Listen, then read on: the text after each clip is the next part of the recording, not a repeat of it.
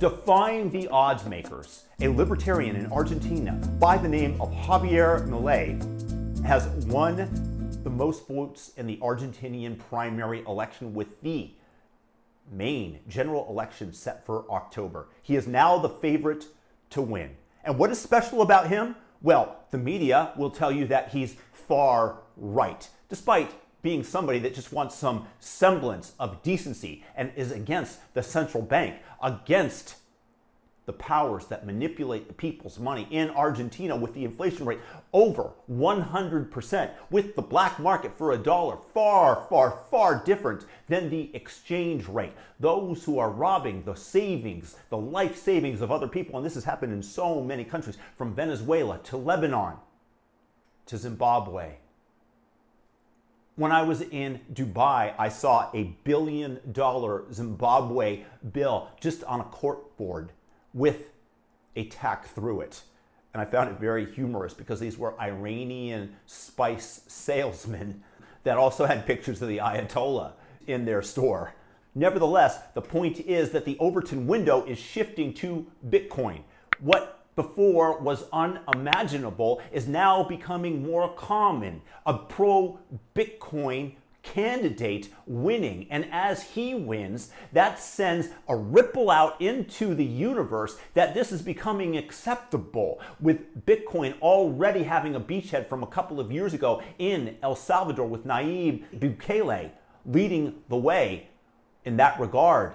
And El Salvador, frankly, prospering to the point where people in the United States are contemplating going back home to El Salvador because it's safer there. Who would have thought that? El Salvador is now as safe as most US cities, or safer if you're in California. But the beautiful thing to me is those who think that they have the ability to rob the savings of people in Lebanon, Venezuela, Argentina are unable to do so with Bitcoin because you can't counterfeit it, because you can't print more of it. And that means that people will be able to hold on to their life savings by storing it in Bitcoin. Sure, they might use the local currency for everyday needs and hold a tiny bit of it. Some of it will be in US dollars. Many of these nations will dollarize because that is the world's strongest currency, despite the fact that that too has inflated dramatically in recent years, especially with the Biden just printing money up to wazoo, and the US has the luxury of being able to export that inflation to the rest of the world. And by that I mean anybody who is in Argentina who is holding a $100 US bill finds the buying power of it much less, but he still prefers that to holding the Argentinian peso, which has lost 99.8% of its value against the dollar. So over the last 20 years. So basically, the Argentinian peso has become worthless. And with 100% a year inflation, as it has right now, they are being robbed by their fiat overlords, the central bank. And the same thing happened in Lebanon, where the central bank there was actually engaged in fraud. They are the ones who stole their countrymen's money, who disposed of it, turned it into worthless pieces of toilet paper trash.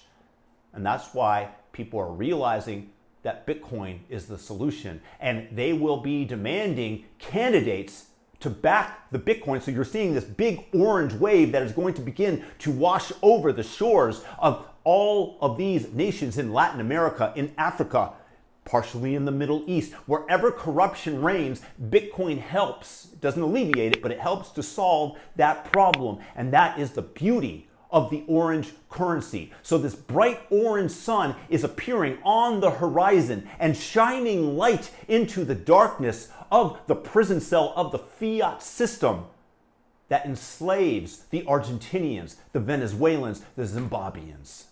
And this is a beautiful thing. And the Overton window is shifting, where Bitcoin is now becoming acceptable as more people know about it and they were unable to squash it. And Bitcoin will continue to ascend to the top of the monetary pyramid, where it will be the default store of value.